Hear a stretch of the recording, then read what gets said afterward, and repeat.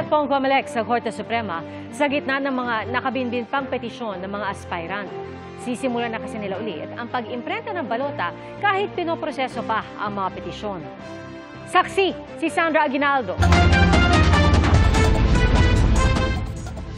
Sa Supreme Court na mismo galing, sa halos 50 petisyon ng mga local at national aspirants at party list groups na idinulog sa kanila, 11 temporary restraining order ang nailabas na nagbigay daan para madagdag sa balota ang mga pangalan ng aspirants. Mahigit 30 pa ang petisyong tinatalakay sa ngayon. Pero dahil kapos na raw sa panahon, muling mag-iimprenta ng balota ang COMELEC sa Biyernes o Sabado at isasama sa balota ang lahat ng nakakuha ng TRO sa SC. Ipapaalam daw nila ito sa Korte Suprema sa pamamagitan ng isang sulat. We will respect, comply, and follow the directive of the Honorable Supreme Court. Basta may sapat pang panahon. Again, sa puntong ito, yung pong panahon ay luminipis na ng sobra. 3 linggo na po tayo medyo na-delay.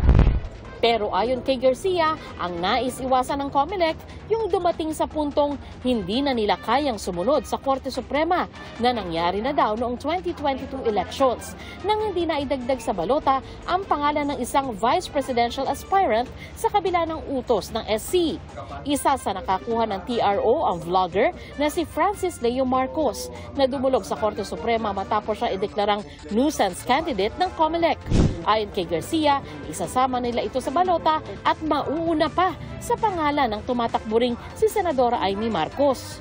Sa gitna ng paghahanda sa eleksyon, 2 commissioners ng COMELEC ang nakatakdang magretiro sa February 2 matapos ang 7 taong termino. Sina Commissioner Corazon Inting at Marlon Casquejo na itinalaga sa pwesto ni dating Pangulong Rodrigo Duterte. Ayon kay Garcia, makatutulong sa COMELEC kung makapagtatalaga na si Pangulong Marcos ng kapalit ng dalawa. Ang ating panawagan na hindi naman tayo nag-iimpluwensya sa ating Pangulo, sana nga po talaga may ma-appoint kaagad dito sa COMELEC na kapahalinhin, kaapalit po nila upang kahit paano maging normal din rin ang pagkilos at pagtatrabaho ng COMELEC. Gayong talagang 2 buwan na lang halos ay eleksyon na.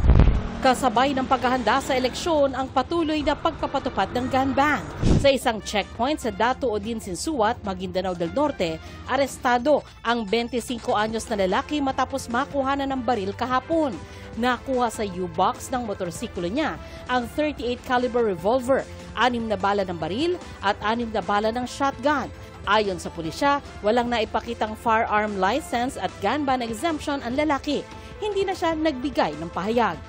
Para sa GMA Integrated News, ako si Sandra Aguinaldo, ang inyong saksi. Mga kapuso, maging una sa saksi. Mag-subscribe sa GMA Integrated News sa YouTube para sa iba't ibang balita.